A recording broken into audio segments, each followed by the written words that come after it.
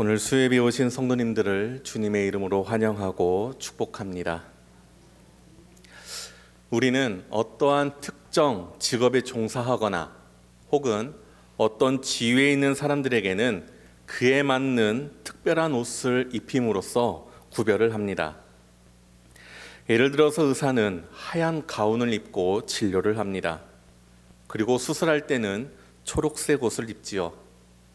그리고 군인들은 각각에 맞는 제복으로 또 신분과 계급을 나타내고 있고, 경찰관과 소방관도 자신들의 직업에 맞는 제복을 입습니다.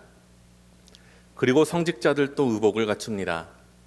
우리 개신교 또한 목회자가 강단에 오를 때에 혹은 성찬을 진례할 때 가운을 입기도 합니다.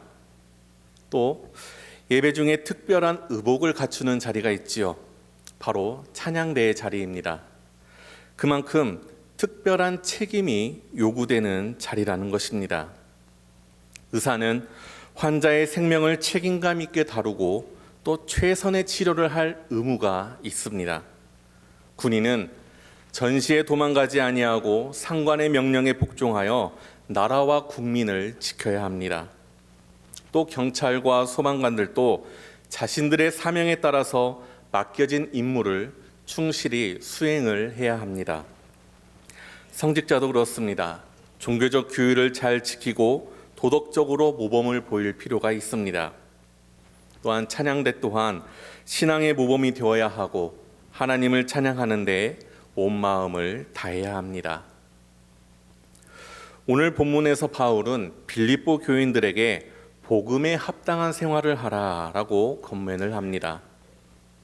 복음에 합당한 생활이다라는 것은 예수 믿는 사람으로서 합당한 삶이 있다라는 뜻입니다.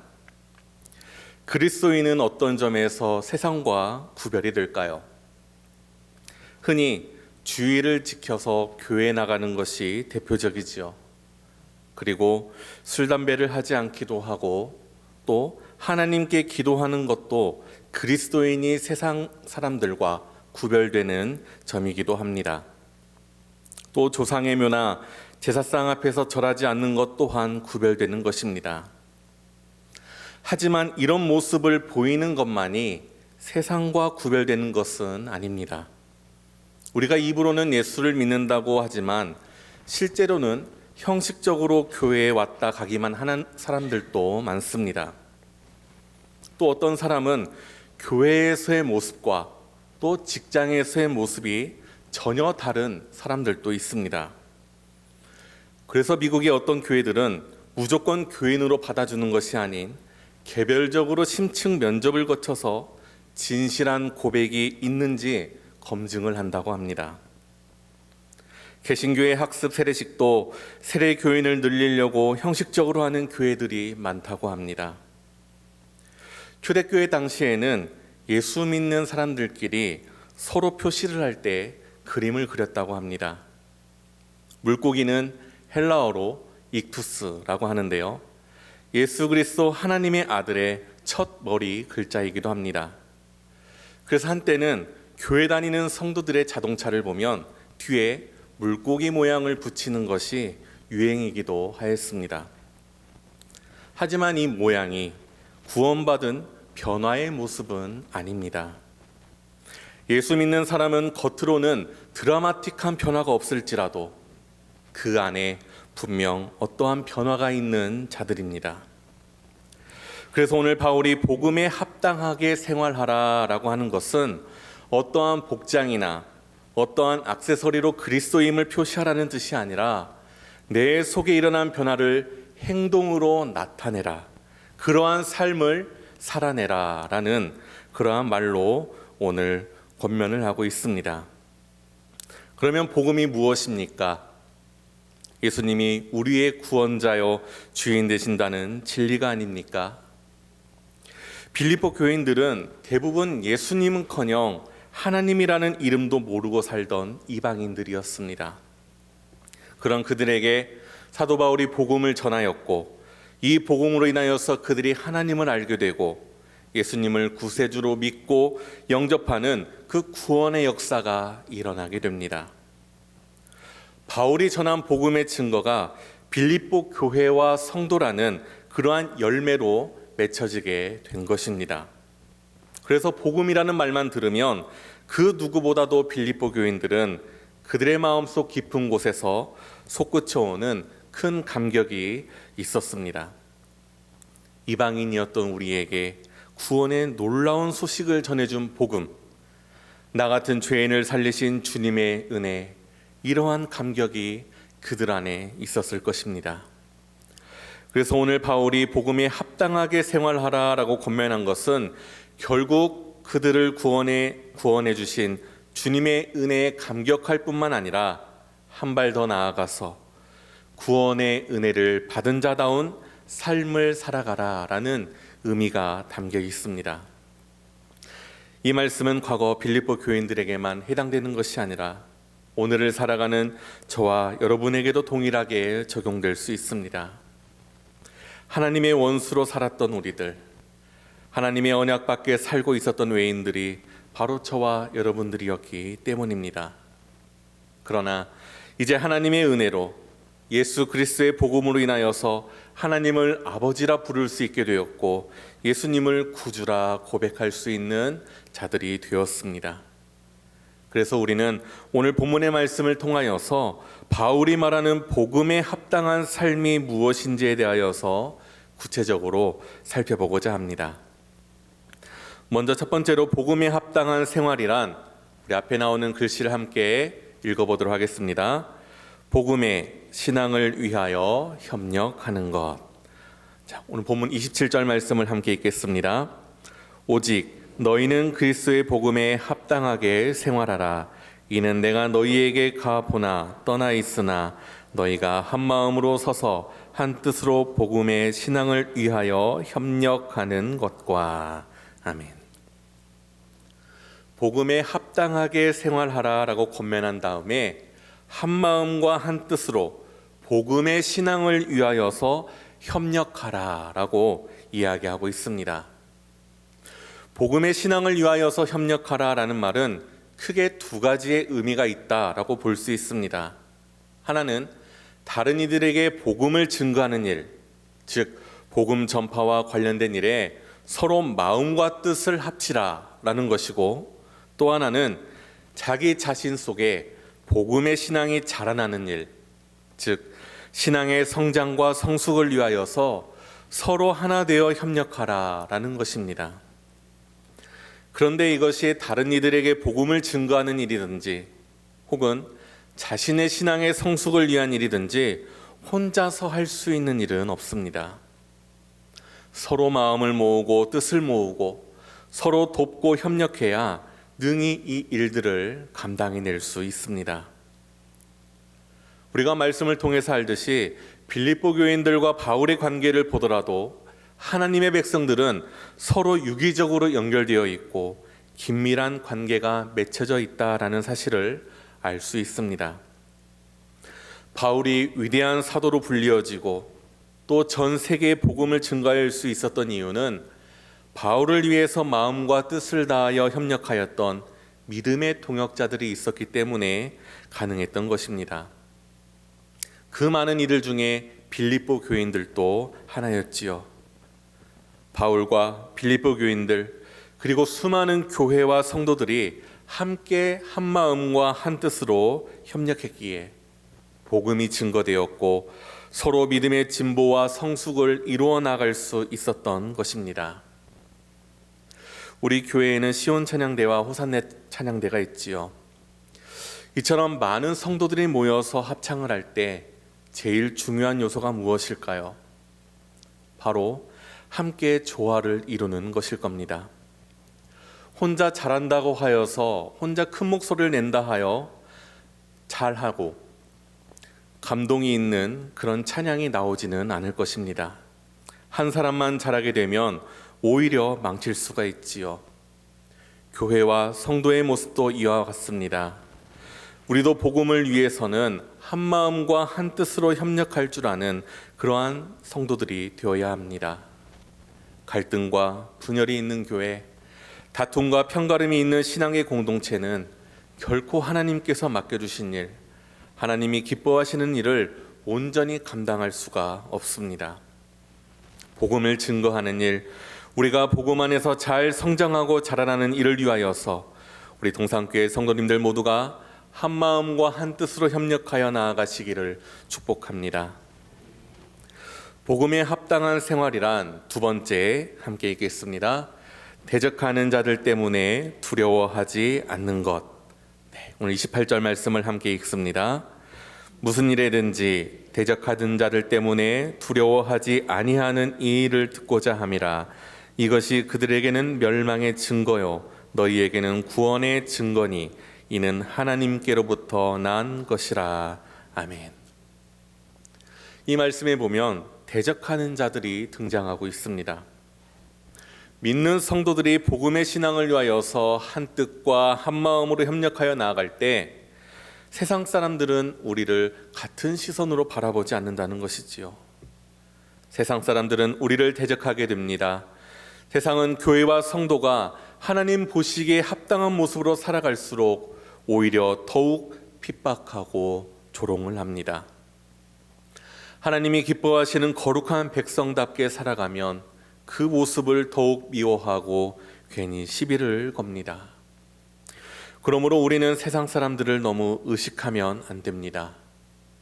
여기에서 의식하지 말라는 말은 거룩한 주의 백성답게 믿음대로 올바르게 살다가 핍박받고 조롱받는 것을 두려워하지 말라라는 것입니다. 교회와 성도들을 대적하고 못살게 구는 사람들이 생겨도 이상하게 생각하지 말고 끝까지 우리의 갈 길을 주저하지 말고 잘 걸어가야 한다라는 것입니다. 올바른 신앙의 길을 가는 가운데 받는 고난은, 그러한 핍박은 교회와 성도에게는 오히려 영광이 됩니다. 그런데 여기에서 반대인 경우도 있지요. 바로 우리가 믿음대로 순전하게 살지 못하는 경우입니다. 우리가 하나님의 말씀대로 바르게 살지 못하여서 겪게 되는 세상의 손가락질, 정죄함은 부끄러운 고난입니다. 도덕적, 윤리적으로 깨끗하지 못함으로써 세상 사람들에게 조롱이 되고 비판이 되지 않도록 우리는 조심하고 또 조심해야 합니다. 우리가 조심해야 하는 이유, 우리가 거룩하게 살아야 하는 이유는 세상 사람들이 무섭거나 그들이 보기에 부끄럽기 때문은 아닙니다. 궁극적으로 하나님 앞에서 우리의 모든 일들이 판단되고 심판된다는 사실을 믿기 때문입니다. 세상 사람들을 의식하지 말고 눈치 보지 말라는 말의 의미가 여기에 있습니다. 하나님 앞에 정직하게, 하나님 앞에 믿음대로 살아가면 자연스럽게 세상 사람들 앞에서 우리는 정직하게 살아갈 수 있습니다. 대적하는 자들 때문에 두려워하지 말라는 말은 결국 하나님을 절대적으로 신뢰하고 바라보라는 것입니다. 우리의 궁극적인 심판자도 하나님이시고 우리에게 상급과 칭찬을 주시는 분 또한 하나님이십니다. 그리고 우리가 믿음으로 행한 모든 일들, 주를 위하여서 힘쓰고 애썼던 모든 것의 결과를 하나님께서 책임져 주십니다. 복음의 신앙을 위한 일, 하나님의 말씀과 뜻에 순종하며 나아가는 일, 이 일에 대한 결과가 당장 좋게 드러나지 않을 수도 있습니다. 우리가 믿음대로 하나님의 말씀대로 사는 것이 당장 우리에게 어떠한 유익을 주지 않고 오히려 고난을 줄 수도 있지만 우리는 하나님의 백성이기에 마땅히 하나님 앞에 이 일을 끝까지 감당하고자 노력한다면 하나님의 때에 하나님의 방법으로 모든 것이 합력하여 선을 이루게 될 것입니다. 그러니 오늘 말씀처럼 두려워하지 마시기를 바랍니다. 우리가 하나님을 의식하고 하나님 앞에 행한 모든 믿음의 일들은 헛된 것이 결코 하나도 없습니다. 28절에 보면 멸망의 증거와 구원의 증거라는 말이 나옵니다. 즉 성도들이 믿음으로 살다 보면 고되고 힘이 들지만 조롱과 핍박을 받을 수도 있지만 그래도 하나님의 뜻대로 살려고 하는 그 믿음과 마음이 구원의 증거가 된다라는 것입니다. 왜냐하면 그 믿음과 마음의 동기는 하나님의 백성에게만 있는 마음이기 때문입니다. 불신자들에게는 결코 이러한 마음이 생길 수가 없습니다. 힘이 들고 지칠 때 내가 비록 힘들지만 그래도 말씀대로 살아야지, 하나님의 뜻대로 살아야지, 이러한 마음이 드십니까? 비록 이 땅에서 잘되고 성공하지는 못하고 있지만, 손해보며 살아가고 억울한 일을 당하고 있지만, 그래도 하나님이 기뻐하시는 믿음의 인생을 살아야지 하는 마음이 우리 안에 드십니까? 이러한 마음의 동기가 있다면 기뻐하시기를 바랍니다.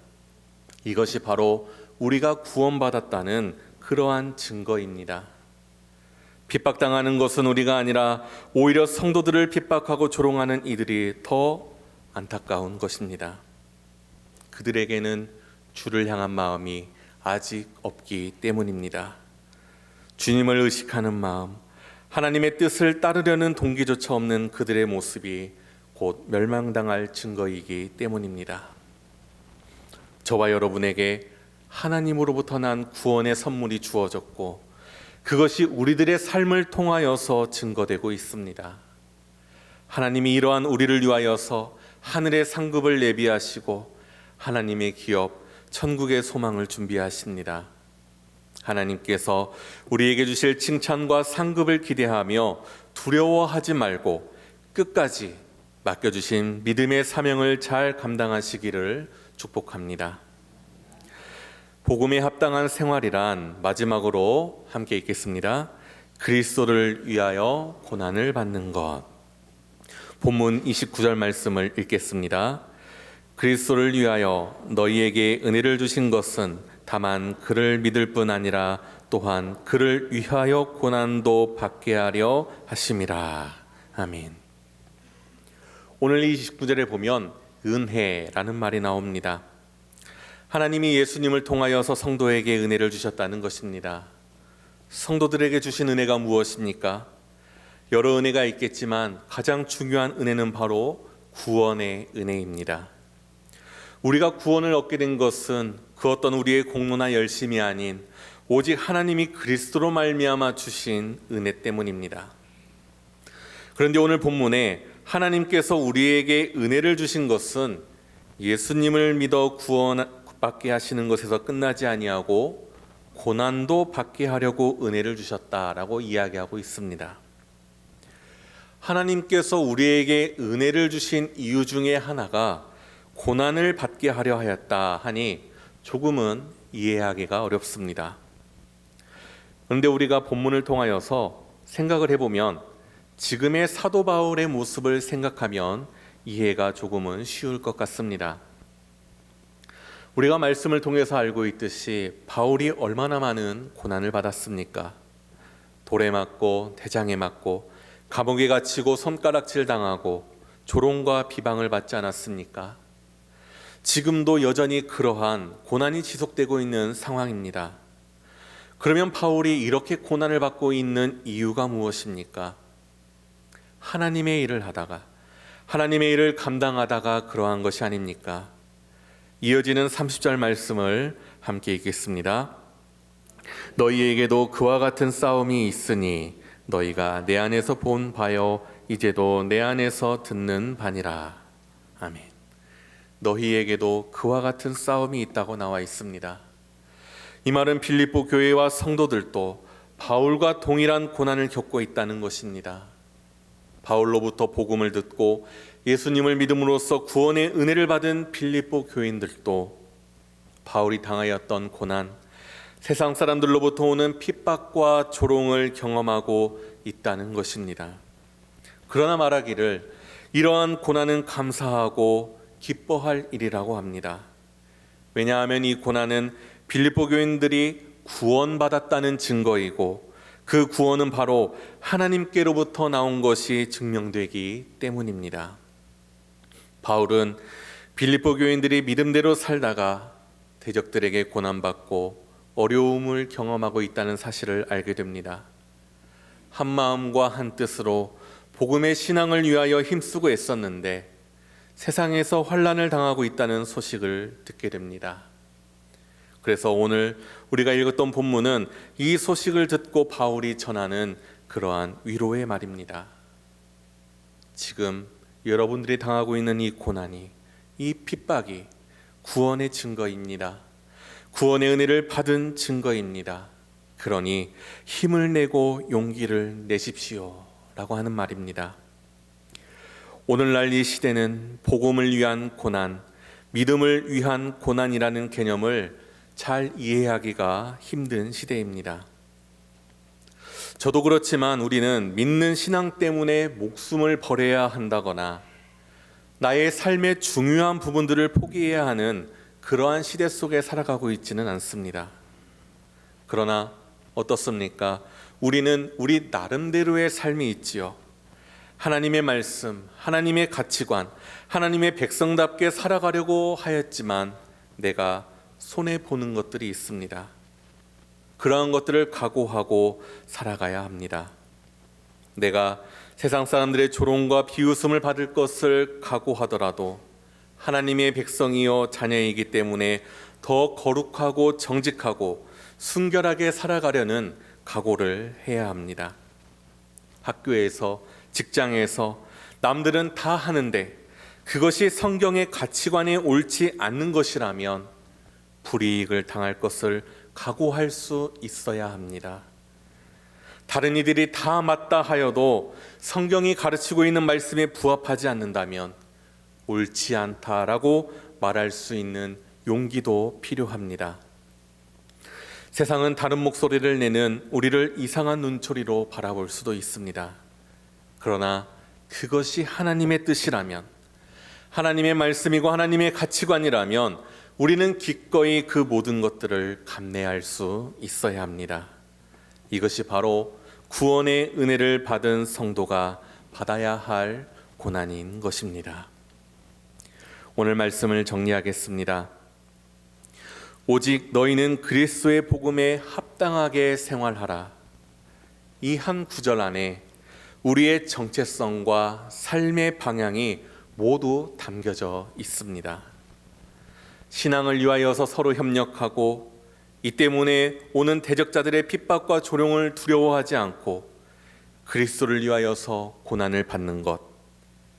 정리하면 한마디로 세상에서 하나님의 백성다운 삶, 하나님의 자녀다운 삶을 살아가라라는 것입니다. 사랑하는 성도 여러분, 우리는 이제 믿음의 연륜도 있고 세상도 어느 정도 알고 있습니다. 이제는 믿음을 말로만 할 것이 아니라 우리의 삶으로 보여주어야 할 때입니다. 세상은 점점 더 복음을 거부하고 있고 그리스도인의 삶을 이해하지 못하고 있습니다. 그러나 바로 이때에 복음에 합당하게 살아가는 우리의 모습이 세상을 향한 복음의 증거가 될 것입니다. 성도 여러분께서는 자녀와 손주들에게 무엇을 물려주고 싶으십니까? 재산도 중요하지요.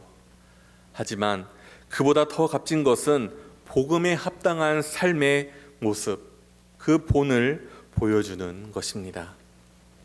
오늘 이 밤 우리에게 주신 말씀을 기억하면서 주 안에서 함께 협력하여 대적을 두려워하지 마시고 때로는 고난이 있어도 그 고난조차 하나님께서 허락하신 은혜의 시간임을 믿고 담대하게 기쁨으로 인내하며 주의 길을 걸어가는 우리 모두가 되기를 주님의 이름으로 축원합니다.